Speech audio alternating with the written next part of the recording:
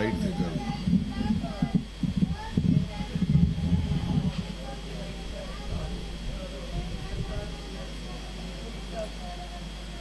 رحم اللہ من قرأ سورة الفاتحة بسم اللہ الرحمن الرحیم الحمد للہ رب العالمین الرحمن الرحیم مالک یوم الدین ایاک نعبد و ایاک نستعین اہدنا الصراط المستقیم صراط الذین انعمت علیہم غیر المغضوب علیہم ولا الضالین بسم اللہ الرحمن الرحیم قل هو اللہ احد اللہ الصمد لم يلد ولم يولد ولم يكن له كفوا أحد بسم الله الرحمن الرحيم قل هو الله أحد الله الصمد لم يلد ولم يولد ولم يكن له كفوا أحد بسم الله الرحمن الرحيم قل هو الله أحد الله الصمد لم يلد ولم يولد ولم يكن له كفوا أحد اللهم بثواب هذه الفاتحة والسورة المباركة إلى جميع أرواح المؤمنين لا سيما إلى أرواح المرحومين المغفورين من أسرة بان المجلس بحق سيدة نساء العالمين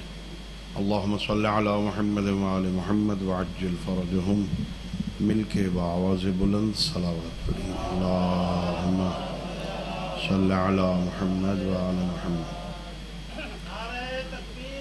اللہ اکبر یا رسول اللہ یا اللہم صل علی محمد وآل محمد ما شاء اللہ لا حول ولا قوة الا باللہ العلی العظیم اعوذ باللہ من الشیطان الرجیم بسم اللہ الرحمن الرحیم الحمد للہ رب العالمین بارئ الخلائق اجمعین والصلاة والسلام والتحیة والاکرام علی النبی المؤید والرسول المسدد المصطفى الامجد المحمود الاحمد حبیب الہ العالمین ابی القاسم محمد اللہم صل علی محمد وعلی محمد وعلی اہل بیتہ الطیبین الطاہرین المعصومین الغر المیامین الذین قال اللہ تعالی فی شأنہم انما يريد الله ليذهب عنكم الرجس اهل البيت ويطهركم تطهيرا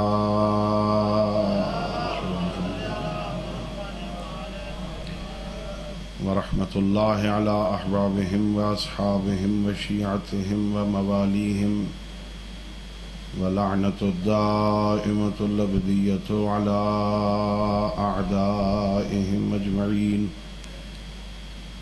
أما بعد فقد قال الله تبارك وتعالى في كتابه المجيد وفرقانه الحميد وهو أصدق الصادقين وقوله الحق بسم الله الرحمن الرحيم وَإِذِ ابْتَلَى إِبْرَاهِيمَ رَبُّهُ بِكَلِمَاتٍ فَأَتَمَّهُنَّ قَالَ إِنِّي جَاعِلُكَ لِلنَّاسِ إِمَامًا قَالَ وَمِنْ ذُرِّيَّتِي قَالَ لَا يَنَالُ عَهْدِ الظَّالِمِينَ صلوات پڑھیے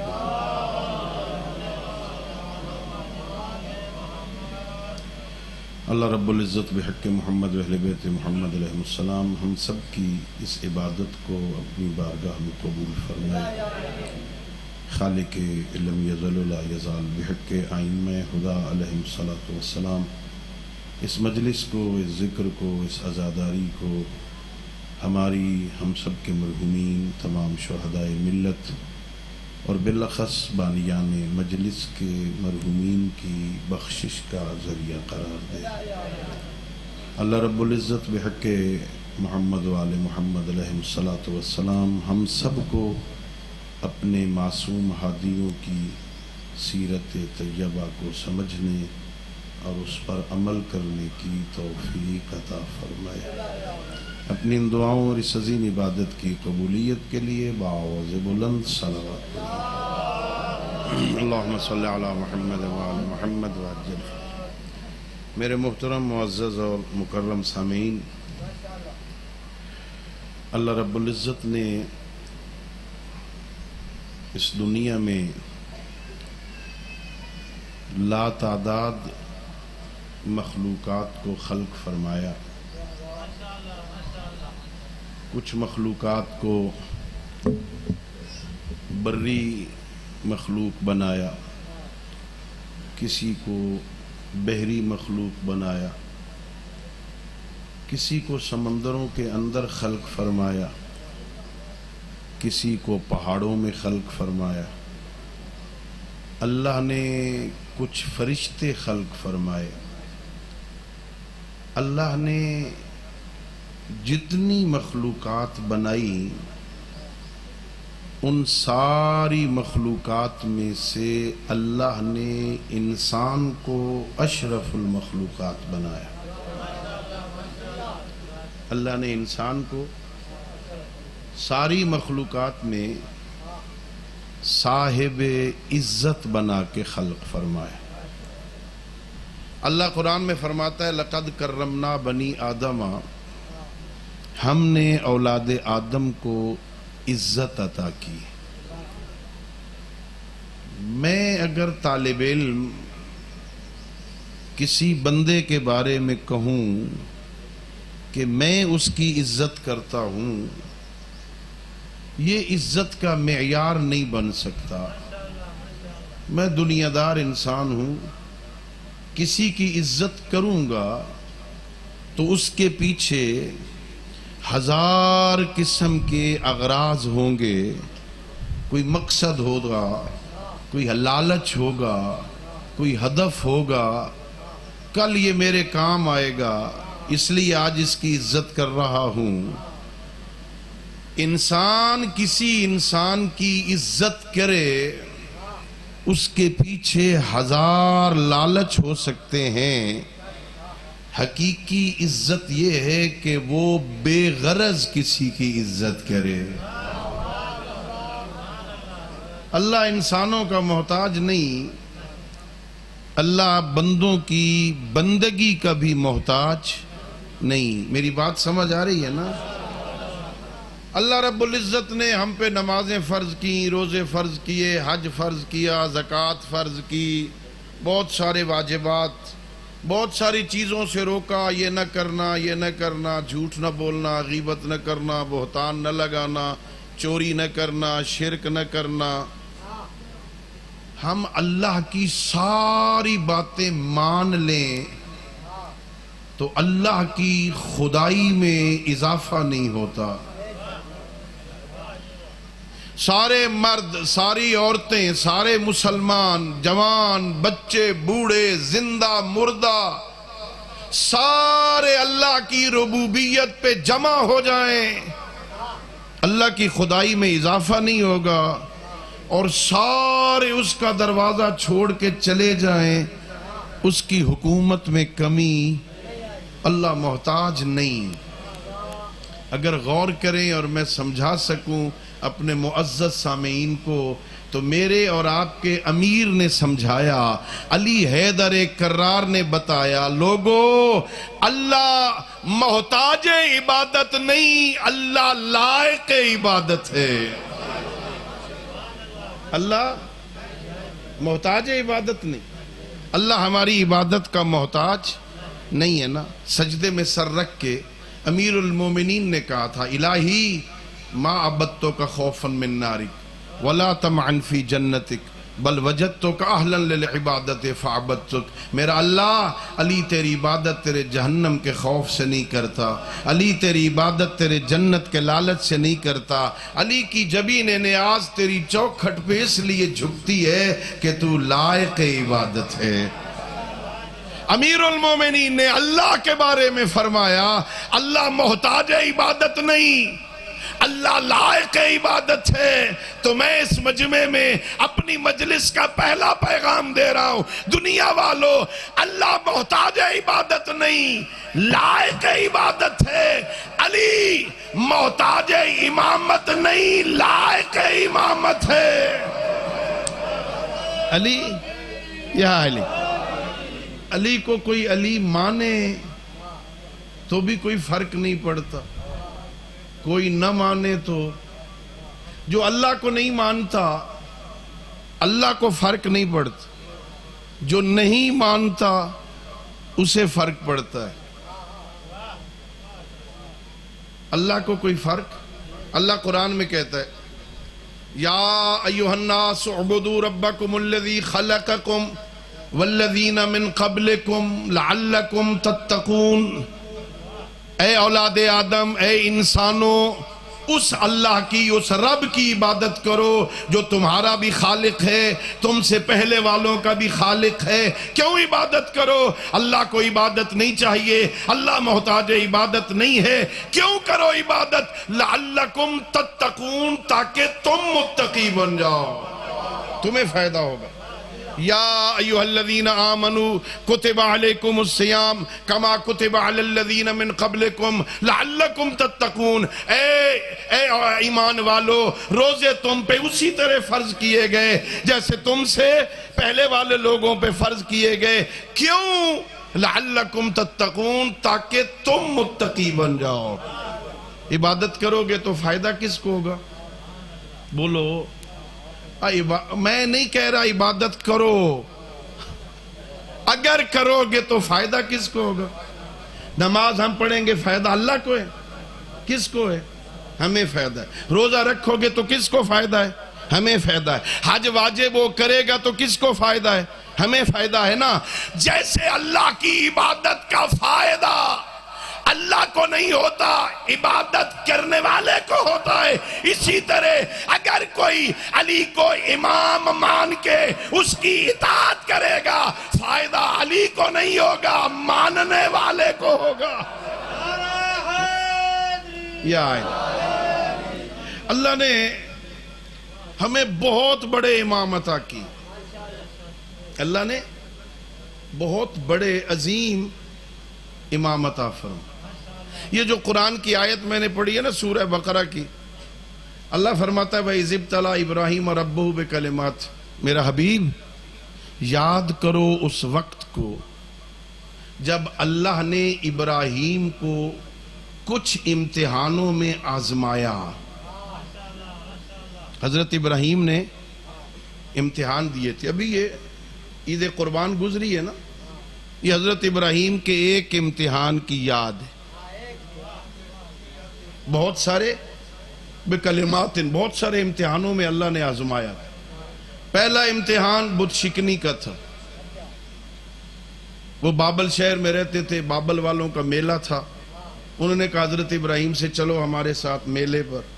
ادھر بھی لگتے ہیں نا میلے شیلے، ہاں لگ دیں، اب میلے بکھر لگ دیں، میلے ویندے ہو نا، ہاں ویندے نا، ہاں جایا کرو، لیکن وہاں جایا کرو جہاں اچانک موت آ جائے تو کل علی کے سامنے شرمندگی نہ ہو، ہے نا؟ جایا کرو لیکن اس جگہ پہ جاؤ جہاں اگر موت آ جائے تو مولا علی کا سامنا تو ہونا ہے نا، شرمندگی نہ ہو۔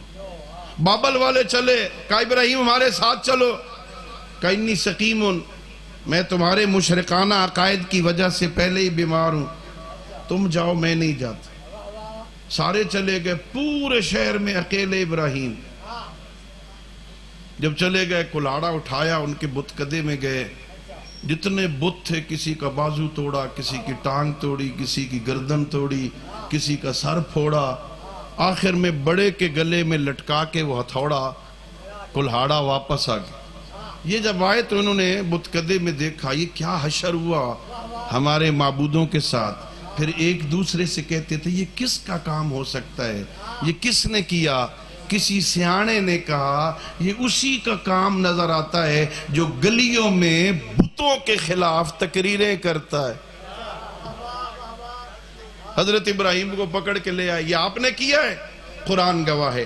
حضرت ابراہیم نے نہیں کہا میں نے نہیں کیا، حضرت ابراہیم نے منطقی جواب دیا کہ مجھ سے پوچھتی ہو یہ کس نے کیا؟ انہی سے پوچھو نا، اگر یہ بول سکتے ہیں تو بتائیں ان کے ساتھ کس نے کیا ہے؟ جن کو خدا مانتے ہو، جن کی عبادت کرتے ہو، جن کے سامنے جھکتے ہو، جنہیں سجدے کرتے ہو، جن سے اولادیں مانگتے ہو، جن سے بارشیں مانگتے ہو، جن سے مانگتے ہو نا، ان سے پوچھو یہ تمہارے ساتھ کس نے حشر کیا ہے؟ قرآن کہتا ہے شرمندہ ہو گئے، نیچے سر کر کے کہتے ہیں گل تو ٹھیک کیتیس۔ ہاں، یہ پہلا امتحان تھا حضرت ابراہیم کا۔ یہ بہت مشکل امتحان ہے دوستو، کہنا آسان ہے، کتابوں میں لکھنا آسان ہے، منبر پہ پڑھنا آسان ہے، بیٹھ کے سننا آسان ہے، کسی کے معبود کو مار دینا یہ بہت مشکل تھا۔ وہ تو سجدے کرتے تھے، یہ بہت بڑا امتحان تھا۔ حضرت ابراہیم اس امتحان میں پاس ہو گئے۔ دوسرا امتحان، جلتی ہوئی آگ میں پھینکا گیا۔ اتنی بڑی آگ جلائی، قرآن کہتا ہے اوپر سے پرندہ بھی نہیں گزر سکتا تھا، منجنیق کے ذریعے سے پھینکا، ویسے پھینک نہیں سکتے تھے، جو قریب جاتا اس کے جلنے کا خطرہ تھا، منجنیق کے ذریعے پھینکا۔ اتنا کامیاب ہوا ابراہیم، جب فضا میں جا رہے تھے نا حضرت ابراہیم آگ میں جلنے کے لیے، اللہ نے حضرت جبرائیل کو بھیجا، جا ابراہیم سے پوچھ کسی کی مدد کی ضرورت تو نہیں ہے۔ آئے جبرائیل، آئے حضرت ابراہیم کے پہلو میں، ابراہیم جلنے جا رہے ہو، مدد کی ضرورت نہیں ہے، کہا ہے تیری نہیں، مدد کی ضرورت ہے یا علی، مدد کی ضرورت ہے پر تیری مدد نہیں۔ کہ کس کی مدد چاہیے؟ کہ جس کی محبت میں جلنے جا رہا ہوں، اللہ کی مدد چاہیے۔ کہ اس کی مدد چاہیے تو مانگتا کیوں نہیں؟ مانگنا۔ کہ کیوں مانگوں؟ کیا وہ دیکھ نہیں رہا ہے؟ یہ ہے کمال، کمال ہے، عشق ہے اللہ رب العزت کی ذات کے ساتھ نا، کہ وہ دیکھ نہیں رہا، مجھے مانگنے کی ضرورت نہیں، اگر وہ چاہتا ہے میں جل جاؤں تو اس کی محبت میں جل جانا کمال ہے، بچانا چاہے گا تو بچا لے گا۔ یہ بہت بڑا امتحان تھا، جلتی ہوئی آگ میں اطمینان کے ساتھ گئے۔ اللہ قرآن میں کہتا ہے قلنا، ہم نے کہا یا نارو کونی بردن و سلامن علی ابراہیم، اے آگ ابراہیم کے لیے ٹھنڈی ہو جا، صرف ٹھنڈی نہ ہونا، یخ ہو جائے، کہیں ابراہیم وہاں جمود کا شکار نہ ہو جائے، اتنی ٹھنڈی ہو نہ ابراہیم جلے نہ جمود کا شکار ہو، یہ سلامتی کی آگ بن جا۔ نمرود کچھ دیر کے بعد اپنے بلند ترین ماڑی کے اوپر چڑھا، جا کے دیکھوں ابراہیم کی حالت کیا ہے۔ اوپر جا کے دیکھا تو نیچے ابراہیم نظر آئے، جو جلتی ہوئی آگ کے اندر بیٹھے خدا کا شکر ادا کر رہے۔ یہ دوسرا امتحان۔ تیسرا امتحان جلا وطنی تھی۔ نمرود نے کہا اگر یہاں رہتے ہیں، یہ معجزہ ساروں نے دیکھ لیا ہے، جلتی ہوئی آگ سے زندہ بچ کے باہر آ گیا ہے، یہ سارے تو اس کے پیچھے چل جائیں گے، مجھے چھوڑ دیں گے۔ اس نے کہا چلو یہاں سے نکال دو، کہ نکل جاؤ یہاں سے، تو خود بھی چلے جاؤ، بیوی کو بھی لے جاؤ، حضرت لوط کو بھی لے جاؤ، ان کی بیوی کو بھی، نکل جاؤ سارا خاندان، میرے ملک سے نکل جاؤ۔ فلسطین کی طرف جا رہے تھے، راستے میں حضرت ہاجرہ ایک بادشاہ نے تحفے کے طور پر دی۔ حضرت سارہ سے اولاد تو تھی نہیں، اللہ نے ہاجرہ سے اولاد عطا کر دی، اسماعیل بیٹا پیدا ہو گیا۔ تھوڑی سی توجہ ابراہیم کی حضرت ہاجرہ کی طرف بڑھ گئی، صاحب اولاد تھی، اسماعیل جیسا بیٹا اللہ نے دے دیا۔ حضرت سارہ نے دیکھا اب وہ پہلے والی توجہ ہماری طرف نہیں ہے، کہ ابراہیم نکال ان کو یہاں سے۔ باویں نبی دی بیوی آئی ہائی تا سوکے نا، کہ نکال یہاں سے، یہاں میں برداشت نہیں کرتی۔ یہ تیسرا امتحان تھا ابراہیم کا۔ چوتھا امتحان، ایک چھوٹے سے بچے کو حاجرہ کو لے کے آگئے خانہ کعبہ کے پاس، آگئے مکہ میں کعبہ کے پاس چھوڑا، یہاں آپ نے رہنا ہے، یہ تھوڑا سا سامان ہے، یہاں تم نے رہنا ہے۔ دونوں کو چھوڑ کے جانے لگے۔ حضرت حاجرہ نے ایک سوال کیا، اے ابراہیم ہمیں یہاں ان سنگلاخ وادیوں میں، خشک پہاڑوں میں جہاں بندہ ہی کوئی نہیں، کس کے سہارے چھوڑ کے جا رہے ہو؟ کہا حاجرہ جس کے حکم پہ لایا تھا اسی کے حکم پہ چھوڑ کے جا۔ کہ ٹھیک ہے، اگر اللہ کے حکم پہ چھوڑ کے جا رہے ہو تو کوئی حرج نہیں، ہم مطمئن ہیں، خیر ہے۔ یہ چوتھا امتحان۔ حضرت اسماعیل ہو گئے 13 سال کے، حضرت ابراہیم 100 سال سے زیادہ کے بوڑھے ہو گئے۔ حضرت اسماعیل 13 سال کے ہوئے نا، تو اللہ نے خواب میں دکھایا، اے ابراہیم اب اسے ہماری محبت میں ذبح کر دو۔ اللہ اکبر، یہ بہت بڑا امتحان تھا۔ یہ شاید پچھلے سارے امتحانوں سے مشکل امتحان تھا۔ وطن چھوڑنا آسان تھا، آگ میں خود جانا آسان تھا، ہاں جی بیوی بچوں کو اس وادی میں چھوڑنا آسان تھا، لڑک جوانی میں قدم رکھتے ہوئے بچے کو جو اتنے بڑھاپے میں ملا ہو بندے کو، اب 100 سال سے عمر زیادہ ہو گئی ہو، 13 سال کے بچے پہ گردن پہ چھری رکھ کے اسے ذبح کر دے، یہ بہت مشکل تھا، لیکن حکم خدا تھا۔ ابراہیم اس امتحان میں بھی کامیاب ہو گئے۔ اللہ رب العزت نے کہا، ہاں ابراہیم، ہاں قد صدقت الرؤیا، تم نے اپنا خواب سچا کر دکھایا ہے، ہم نے تیری قربانی کو قبول کر لیا ہے، ہم نے اسے وفدیناہ بذبح عظیم، ہم نے اسے ایک بڑی قربانی میں بدل دیا۔ ابراہیم پاس ہو گئے، بت شکنی میں پاس ہوئے، آگ کے امتحان میں پاس ہوئے، ہجرت کے امتحان میں پاس ہوئے، حضرت اسماعیل کو مکہ میں چھوڑنے میں پاس ہوئے، ذبح کرنے میں پاس ہو گئے۔ اب اللہ کہہ رہا ہے وَإِذِ ابْتَلَىٰ إِبْرَاهِيمَ رَبُّهُ بِكَلِمَاتٍ، اے میرے حبیب یاد کرو اس وقت کو جب ابراہیم کو اس کے رب نے کئی امتحانوں میں آزمایا، فَأَتَمَّهُنَّ، ابراہیم 100% نمبر لے کے جب پاس ہو گیا نا، کامیاب ہو گیا ابراہیم، تو اللہ نے کہا ابراہیم انی جاعلک للناس اماما، اے ابراہیم ہم تمہیں لوگوں کا امام بناتے ہیں، ہم تمہیں لوگوں کا امام بناتے ہیں۔ میری تقریر کا دوسرا جملہ غور سے سننا، حضرت ابراہیم اس دنیا میں آئے، ایک غار میں پیدا ہوئے۔ آج جو حضائرین جاتے ہیں بابل کے علاقے میں، حضرت ابراہیم کی جائے ولادت دیکھ کے آتے ہیں، آج بھی غار کی صورت میں موجود ہے۔ ابراہیم جسے اللہ نے عام لوگوں کا امام بنانا تھا، اسے ایک غار میں پیدا کیا، جسے عام لوگوں کا امام بنانا تھا اسے غار میں پیدا کیا، جسے متقیوں کا امام بنانا تھا اسے اپنے گھر میں پیدا کیا۔ اللہ اکبر، یا اللہ اکبر، یا رسول اللہ، یا اللہم صلی علی محمد۔ اللہ نے ہمیں مولا علی کیسا عطا کیا؟ ابراہیم جسے لوگوں کا امام بنانا تھا اسے غار میں پیدا کیا، جسے لوگوں میں سے متقیوں کا امام المتقین بنانا تھا اسے کعبہ میں پیدا کیا، جسے لوگوں کا امام بنانا تھا اسے بھی بت شکن بنایا، جسے متقیوں کا امام بنانا تھا اسے بھی بت شکن بنایا۔ بت ابراہیم نے بھی توڑے، بت علی حیدر کرار نے بھی توڑے، لیکن قرآن گواہ ہے اور تاریخ گواہ ہے دونوں کی بت شکنی میں فرق بڑا ہے۔ ابراہیم نے بت توڑے زمین پہ کھڑے ہو کر، علی حیدر کرار نے خانہ کعبہ کے اندر بت توڑے مہر نبوت پہ سوار ہو کے۔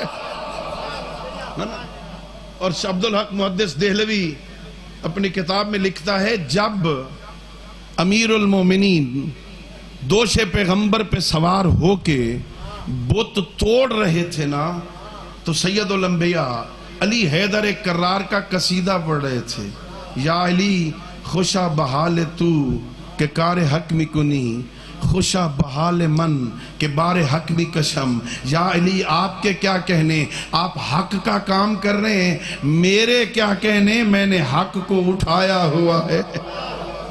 اللہ نے ہمیں ایسا امام عطا فرمایا، اللہ نے ہمیں علی حیدر کرار جیسا امام عطا فرمایا۔ بہت بڑا اعزاز ہے اگر علی جیسا امام مل جائے بندے کو، یہ مکتب اہل بیت کی خصوصیات میں سے ایک خصوصیت یہ ہے کہ اللہ نے ہمیں جنتی، صرف جنتی امام عطا نہیں کیے. اور جتنے لوگ جنت جائیں گے نا وہ سارے کے سارے جنتی کہلائیں گے نا. جنت میں چلے گئے جنتی ہیں نا. صرف جنتی ہونا کمال نہیں، سارے نبی جنتی، سارے ولی جنتی، سارے وسیع جنتی، سارے متقین.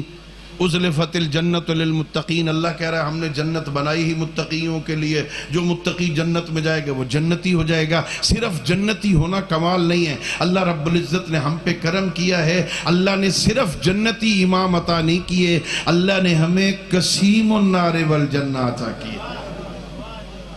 اللہ نے ہمیں علی جیسا امام عطا کیا. اللہ نے نبی بنائے، اللہ نے رسول بنائے. حضرت ابراہیم ان میں نبیوں میں سے ہیں. البتہ حضرت ابراہیم کی ایک خصوصیت ہے کہ یہ نبی بھی تھے، رسول بھی تھے، امام بھی تھے. کچھ صرف نبی تھے، کچھ نبی کے ساتھ رسول بھی تھے. اور حضرت ابراہیم نبی بھی تھے، رسول بھی تھے، امام بھی تھے. نبوت چلی حضرت آدم سے، رسالت چلی حضرت نوح سے، امامت کا سلسلہ چلا حضرت ابراہیم علیہ السلام سے. جب نبوت، رسالت اور امامت کی معراج ہوئی نا تو یہ تینوں چیزیں جمع ہو گئی محمد عربی میں. سید الانبیاء نبی بھی ہیں، رسول بھی ہیں، امام بھی ہیں، خاتم النبیین ہیں، خاتم المرسلین ہیں، لیکن خاتم الائمہ نہیں ہیں. باب نبوت بند ہوا، باب رسالت بند ہوا، خاتم الانبیاء قرار پائے لیکن ختم امامت نہیں ہے. ادھر باب نبوت بند ہوا، اللہ نے باب نبوت بند کیا، اللہ نے باب رسالت بند کیا، لیکن باب امامت بند نہیں کیا. امامت وہاں سے چلی، علی حیدر کرار سے ہوتی ہوئی مہدی برحق تک چلی. اللہ نے ہمیں 12 معصوم امام عطا کر دی. اللہ نے ہم پر احسان کیا، علی جیسا امام عطا کی. اللہ نے ہمیں آوارہ نہیں کیا، چھوڑا نہیں جاؤ نہ باب نبوت بند ہو گئے اب خود اپنے لیے بناتے پھرو، کس کے پیچھے چلنا ہے. نہیں، اللہ نے بنایا، محمد عربی نے ہاتھ پکڑ کے دکھایا. میرے بعد یہ ہیں، اور صرف ایک نہیں بتایا. جابر ابن عبداللہ انصاری پیغمبر گرامی اسلام کی خدمت میں آئے، آ کے عرض کرتا یا رسول اللہ صلی اللہ علیہ وآلہ وسلم، اطیعوا اللہ و اطیعوا الرسول و اولی الامر منکم. یہ جو آیت آئی ہے نا، ہمیں اللہ رب العزت کے بارے میں تو سمجھ آ گئی. اللہ کی اطاعت کرو، اللہ رب العزت کون ہے ہمیں معلوم ہے. اطیعوا الرسول، آپ کی اطاعت کرنی ہے، آپ کی بھی سمجھ آ گئی ہمیں. یہ اولی الامر کون ہے؟ جن کی اطاعت کو اللہ نے آپ کی اطاعت کے ساتھ جوڑا ہے. یہ کون ہے؟ جابر ابن عبداللہ کو میرے نبی نے ایک نہیں 12 جانشینوں کے نام بتائے. میرے بعد علی ہوں گے، ان کے بعد حسن ہوں گے، ان کے بعد حسین ابن علی ہوں گے، ان کے بعد علی ابن الحسین ہوں گے، ان کے بعد محمد ابن علی ہوں گے. یہاں رک کے کہا جابر اللہ تجھے لمبی زندگی دے گا، تو میرے 5ویں نائب محمد باقر کو بھی دیکھے گا، جب اسے دیکھے تو میرا سلام کہنا. پھر باقی 12 کے 12 جانشینوں کا نام بتایا. یہ جو غدیر ہم پڑھتے ہیں اور آپ سنتے ہیں نا، ہمارے ہاں مشہور ہو گیا صرف من کن تو مولا ہو فہذا علی مولا، صرف علی کی ولایت کا اعلان ہے. کاش کوئی سارا خطبہ سنائے کسی غدیر پر. علی حیدر کرار کی صرف ولایت کا اعلان نہیں ہوا، مقام غدیر پر بھی پیغمبر نے اپنے 12 معصوم جانشینوں کا نام لے کے ساروں کی ولایت کا اعلان کیا تھا. 12 کے 12 یہ آئے، ہمیں راستہ دکھایا. میرے بعد تم نے کدھر جانا ہے، کس دروازے پہ جانا ہے، کس کے پیچھے چلنا ہے، کسے امام ماننا ہے. بنانا بندوں کا کام نہیں ہے، بندوں کی ذمہ داری ماننا ہے. میں نے زحمت دی آپ کو، ہم نے علی حیدر کرار کو مانا. اللہ کو مانا، اللہ کو مانتے ہیں نا، رسول کو، علی حیدر کرار کو. ماننے کا مطلب کیا ہے؟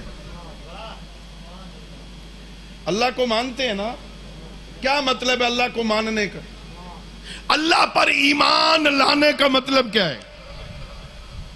کوئی بندہ پوچھے اللہ نو مندے ہو، سر ہلایا جی جی جی، ہاں بس کافی۔ پیغمبر گرامی اسلام حضرت محمد مصطفیٰ صلی اللہ علیہ وآلہ وسلم مدینہ سے نکلے باہر، ایک قافلہ ملا پیغمبر کو۔ پیغمبر گرامی اسلام نے پوچھا ما انتم، تم کون ہو؟ کہنے لگے نحنو مومنون، ہم مومن ہیں۔ ہم سے بھی کوئی بندہ پوچھے کون ہو، ہم بھی سارے کیا ہیں؟ آپ مومن ہیں نا۔ انہوں نے بھی کہا یا رسول اللہ نحنو مومنون، ہم مومن ہیں۔ پیغمبر گرامی اسلام نے پوچھا ما حقیقت ایمانکم، ذرا مجھے بتاؤ تمہارے ایمان کی بنیاد کیا ہے، کس بات پہ مومن ہو، تمہارے ایمان کی حقیقت کیا ہے، اللہ کو ماننے کا مطلب کیا ہے، کیسے اللہ کو مانتے ہو، ایمان کی حقیقت کیا ہے؟ کمال حقیقت کو بیان کیا انہوں نے۔ کہنے لگے یا رسول اللہ ہم اللہ کو اس طرح مانتے ہیں الرضا بقضاء اللہ والتسلیم لامر اللہ والتفویض الی اللہ، ہم اللہ کے فیصلوں پر راضی رہتے ہیں، اللہ کے حکم کے سامنے جھک جاتے ہیں، نتیجہ اللہ پہ چھوڑ دیتے ہیں۔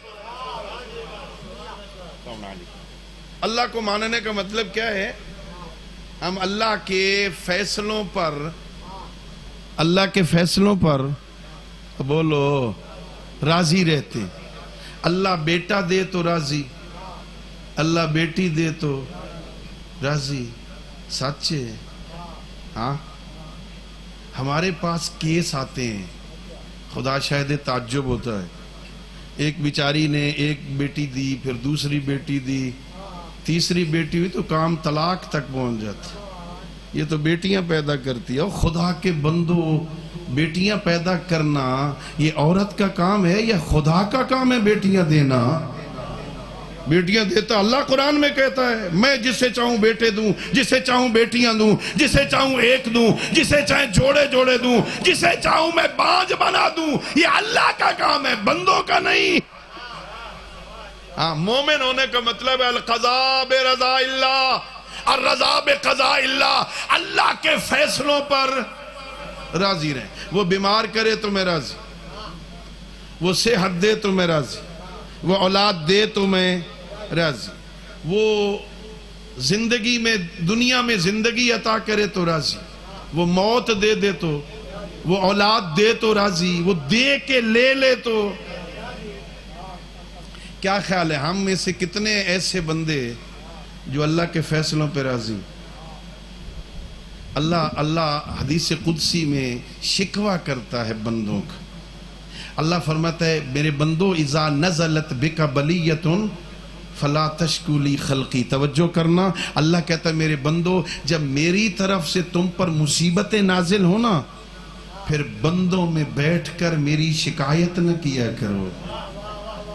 ہماری حالت تو یہ ہے نا، ایک گھر میں بیمار ہو، ابھی وہ ٹھیک نہیں ہوا، دوسرا بیمار ہو جائے، وہ ٹھیک نہیں ہوا، تیسرا بیمار ہو جائے، ہم کہتے ہیں بس اب تو اللہ کو ہمارا گھر ہی نظر آیا ہے، یہ ہون چونڑ کے چھڑے سی ہاں، یہ کچھ ہو کے ہی راسی ہو نہیں کم بڑھتا نا۔ اللہ کی شکایت، اللہ کہہ رہا نا جب میری طرف سے مصیبت نازل ہو میرے بندوں میں بیٹھ کر میری شکایت نہ کیا کر۔ اللہ کہتا ہے کما لا اشکو کا الی ملائکتی اندہ سعود مساوی کا و فضائیہ کا، میرے پاس روز تیری طرف سے گناہوں کی گٹھڑیاں آتی ہیں، میں تو ملائکہ کی محفل میں تیری شکایت نہیں کرتا۔ نت نئے گناہ، ہر روز نئے گناہ، میں تو ملائکہ کی محفل میں نہیں کہتے اس کی حالت دیکھو، زندگی میں نے دی، صحت میں نے دی، میں نے سورج اس کے لیے بنایا، دن اس کے لیے بنایا، رات بنایا، جوانی دی، اولاد دی، والدین دیے، رزق دیا، اسے شرم ہی نہیں آتی، میری مخالفت کرتا ہے۔ میں نے تو کبھی اس کی شکایت نہیں کی۔ اللہ کے فیصلوں پہ راضی رہنا۔ حضرت عیسیٰ علیہ السلام اللہ کے نبی ہیں، ایک دن اللہ سے کہتے میرا اللہ مجھے وہ بندہ ملا جس سے تو محبت کرتا، میرا اللہ مجھے وہ بندہ ملا جس سے اللہ جس سے محبت کرتا ہو۔ ارشاد پروردگار ہوا عیسیٰ میرے نبی اب فلاں جنگل میں چلے جاؤ تمہیں ہمارا محبوب مل جائے. حضرت عیسیٰ اپنی سواری پہ سوار ہوئے، خچر پہ، گدھے پہ، گھوڑے پہ، چونکہ روایت میں نام نہیں ہے کس سواری پہ سوار ہوئے، اپنی سواری پہ سوار ہوئے چلے. جنگل پہنچے، عجیب منظر دیکھا. ایک عورت ہے آنکھوں سے نابینی، خاتون آنکھوں سے نابینی، اندھی، ہاتھ کٹے ہوئے، پیر کٹے ہوئے، بدن زخموں سے چور، زبان سے پڑھ رہی ہے الحمدللہ علی نعمائہ والشکر علی آلائہ، میں اللہ کی نعمتوں پر اس کا شکر ادا کرتی. حضرت عیسیٰ قریب آئے، السلام علیکہ یا امت اللہ، اے کنیز خدا میرا سلام. آنکھوں سے نابینی ہے، پہلی مرتبہ آواز سنی ہے، ملاقات پہلی ہے. جواب میں کہتی ہے وعلیکہ السلام یا عیسیٰ روح اللہ، اللہ کے نبی عیسیٰ میرا بھی سلام. اللہ حضرت عیسیٰ نبی ہیں، پریشان ہو گئے.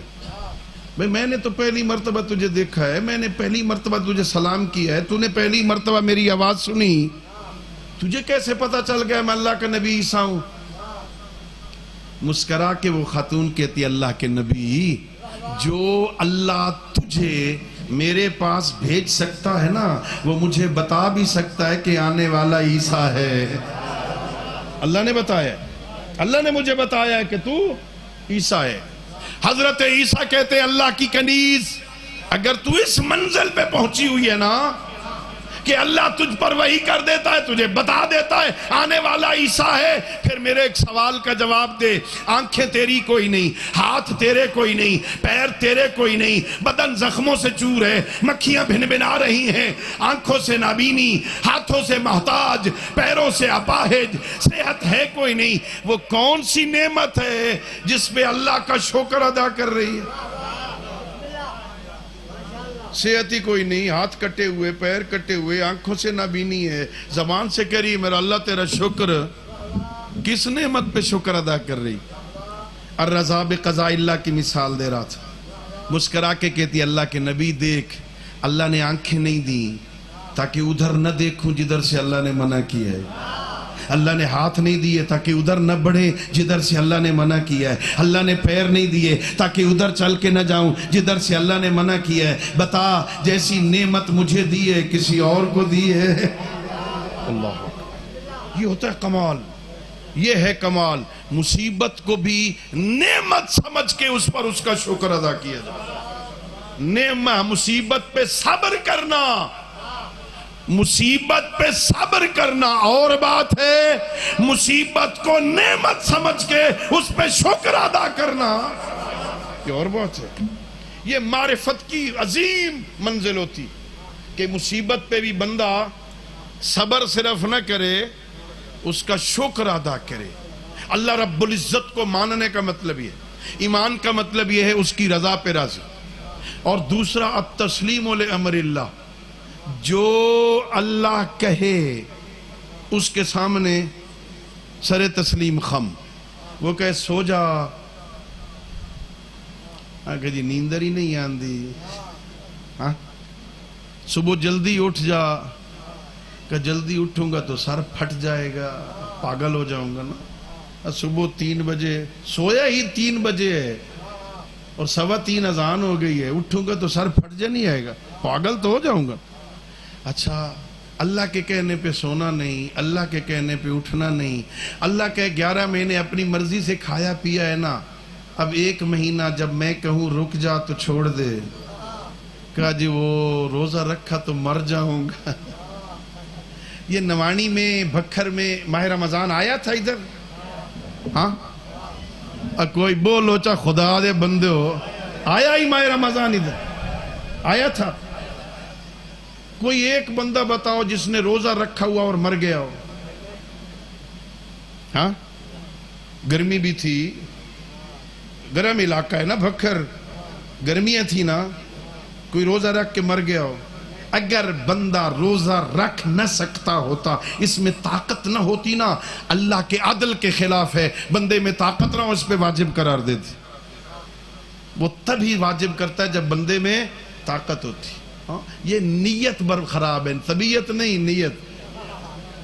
یہ اگر دسمبر کے بھی روزے ہونا تو یہ نہیں رکھے گا، جنوری کے بھی روزے ہوں تو یہ نہیں رکھے گا، چونکہ نیت خراب ہے نا۔ التسلیم لامر اللہ، اللہ کے حکم کے سامنے جھک جائے، یہ بندگی ہے۔ ایک رات میں 1000 رکعت نماز پڑھنے والے علی کو اگر پیغمبر شب ہجرت کہہ دیں یا علی آج رات سو جا، یہ تسلیم امر الہی ہے۔ اب سجدہ نہیں کرتا، بستر پیغمبر پہ فدیہ بن کے سو جاتا ہے۔ یہ ہے ماننا، ایمان کا معنی یہ ہے۔ ماننے کا مطلب یا علی کہیں پرور یا رسول اللہ میں تو ساری رات سجدے کرتا ہوں، آپ چلے جائیں کوئی بات نہیں، میں ادھر مصلی بچھا کے اپنی نماز بھی پڑھوں۔ کیا خیال ہے اگر مولا علی نماز پڑھیں اور پیغمبر کہیں سو جا، علی کہیں میں نے نماز پڑھنی ہے، نماز ہو جائے گی؟ ہاں، اور مولا علی کی نماز نہیں ہوگی؟ نہیں ہوگی۔ جب پیغمبر نے کہا آج سو جا، آج علی کا سونا ثواب ہے، آج علی کا سونا عبادت ہے، اور اتنی بڑی عبادت ہے، کائنات کا واحد عبادت گزار ہے جس کی نیند کی قیمت مرضی الہی قرار پائے۔ اللہ رب العزت کہتا ہے من الناس من یشری نفسہ ابتغاء مرضات اللہ واللہ رؤوف بالعباد۔ بندوں میں سے ایک بندہ ایسا ہے جو اپنی جان بیچ کے اللہ کی مرضیاں خرید لیتا، بہت قیمتی جان تھی، چونکہ تسلیم امر تھا۔ پیغمبر نے کہا سو جا، علی سو گئے۔ اور یہ نہیں کہا صرف لیٹ جا، لیٹنا اور بات ہوتی ہے، سونا اور بات ہوتی ہے نا۔ لیٹتا بندہ اپنی مرضی سے، سوتا مرضی سے۔ سوئے گا وہ جس کے نفس میں اطمینان ہوگا، اندر کھلبلی مچی ہو، باہر دشمن کھڑا ہے تلواریں لے کے ابھی حملہ کر دے گا، نیند آئے گی؟ ہاں، جس کا نفس مطمئن ہو وہ سوئے گا۔ اور جو جان بیچ کے سو چکا ہے، جس کو پتہ ہے اب جان یہ میری ہے ہی نہیں، جس کی ہے وہ جانے اور حفاظت، سو گیا۔ یہ ہے تسلیم لامر اللہ۔ بندے کا کام جھک جانا بس۔ اس نے بلایا یہ آ گیا، اس نے مسجد میں بلایا وہاں گیا، اس نے رمضان میں بلایا وہاں گیا، اس نے مکے میں بلایا یہ وہاں چلا گیا۔ بندے کا کام تسلیم الامر ہے، والتفویض الی اللہ۔ اب اس کے بعد نتیجہ خدا کے سپرد۔ تو نے مجھے بلایا تھا، میں آ گیا۔ بڑا اچھا ایک واقعہ ایک عالم دین کے حالات زندگی میں ملتا ہے، میں زیادہ زحمت نہ دوں آپ عزیزوں کو۔ مسجد نہیں ہوتی، مسجد ہے نا، مسیت، اس کے پاس سے ایک جوان گزر رہا، اندر سے اذان آ رہی تھی، حی علی الصلاۃ۔ یہ جوان تیزی سے اندر چلا گیا۔ اندر ایک بزرگ عالم دین بھی بیٹھے تھے۔ یہ گیا، اذان ختم ہوئی، وضو کر کے فٹافٹ نماز پڑھی۔ نوجوانوں کو نماز زیادہ یاد ہوتی ہے نا، ہم ذرا بوڑھے ہیں، آہستہ آہستہ پڑھتے ہیں، زبان ذرا اڑتی ہے نا، جوانوں کی زبان تیز ہوتی۔ ایسے فٹافٹ 3-4 منٹ میں نماز پڑھ کے فارغ ہو کے جانے لگا نا، اس قبلہ نے بلایا، بیٹا ادھر آؤ۔ مسیت اچ مولوی ساد لوے، پھنس گیا۔ ہاں جی قبلہ، یہ کیا کر رہے تھے؟ کہا کچھ نہیں جی۔ یہ ابھی کیا کر رہے تھے یہاں مسجد میں؟ کہا کچھ نہیں جی۔ کہ یہ نماز نہیں پڑھ رہے تھے؟ کہا نہیں جی۔ یہ کیا کر رہے تھے یہاں؟ بھی یہ اٹھ رہے تھے، بیٹھ رہے تھے، رکوع کر رہے تھے، سجدے کر رہے تھے، کیا کر رہے تھے؟ نماز نہیں ہے یہ۔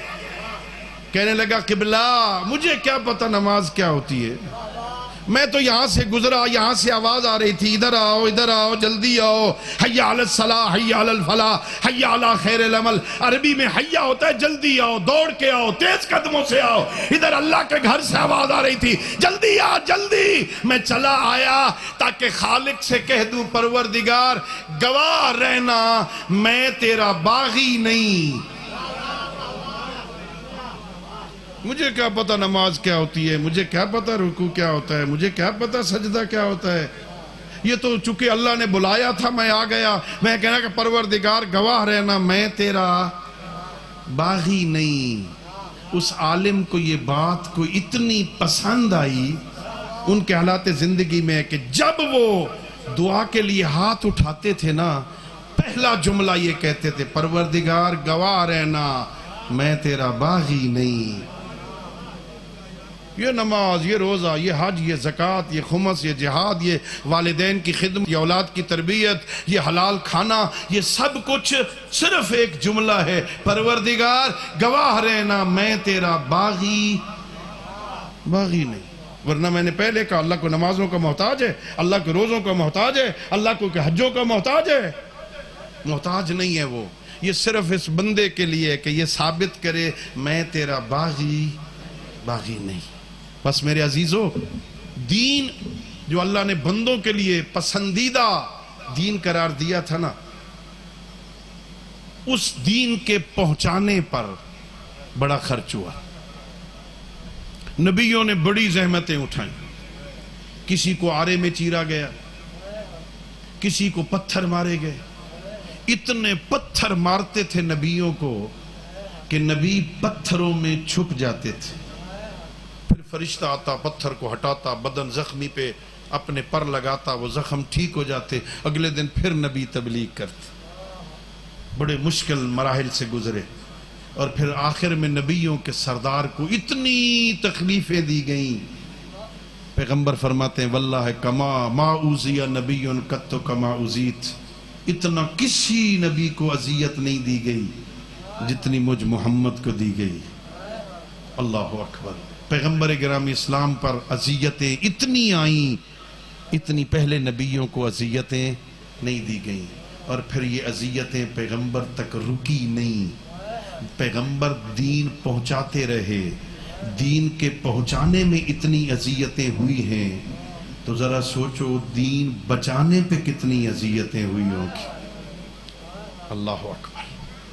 دین پہنچایا محمد عربی نے، اور دین بچایا علی سے لے کے 12ویں امام تک۔ یہ امامت حفاظت دین کا نظام ہے، بچایا، اور بچانے پہ اتنا خرچ ہوا نا عزیزو، اتنا خرچ ہوا، کسی کو نہیں پتا کتنا خرچ ہوا ہے۔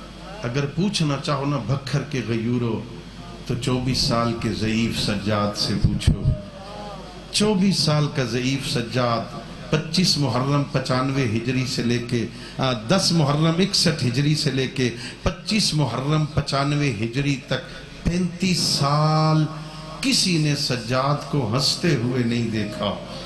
اتنا خرچ ہوا تھا، مصلے پہ آتے روتے، پانی آتا تو روتے، کھانا آتا تو روتے، بازار جاتے تو روتے، گلیوں میں ہوتے تو روتے، عورتیں بیبیاں پردے والی نظر آتی تو روتے۔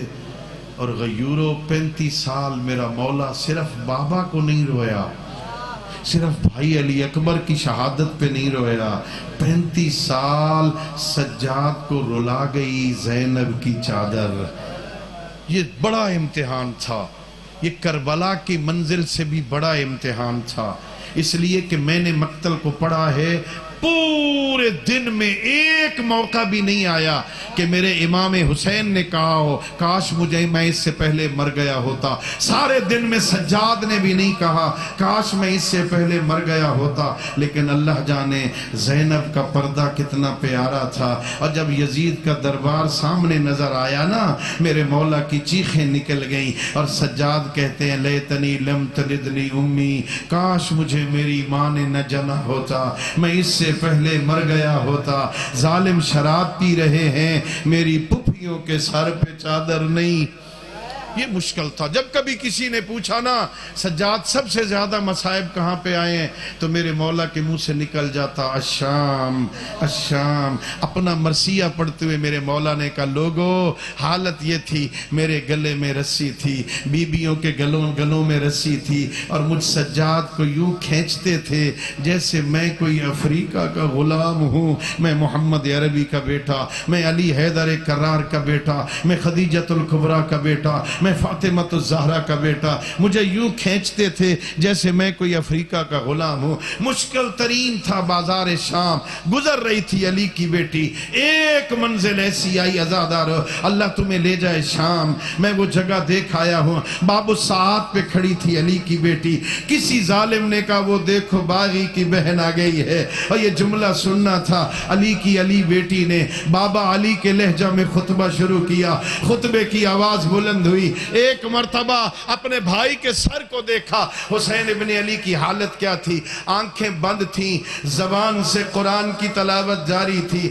علی کی بیٹی نے کہا یا اخی لا تغمض عینیک، اے میرا بھائی اب آنکھیں بند نہ کر، میں 70 قدم پہ کھڑے ہو کے تجھے قتل ہوتا دیکھتی رہی، اب زینب کی مقتل آ گئی ہے، میرا ویر آنکھیں کھول، اب زینب کے قتل کی جگہ آ گئی۔ اور اگلا مرثیہ پڑھا، آ حسین بھائی تیری فوج میں عباس دلاور تھا، تیری فوج میں علی اکبر تھا، ذرا میری فوج پہ نظر کر، کہیں ام کلثوم کا کھلا سر، کہیں سکینہ کے سرخ رخسار۔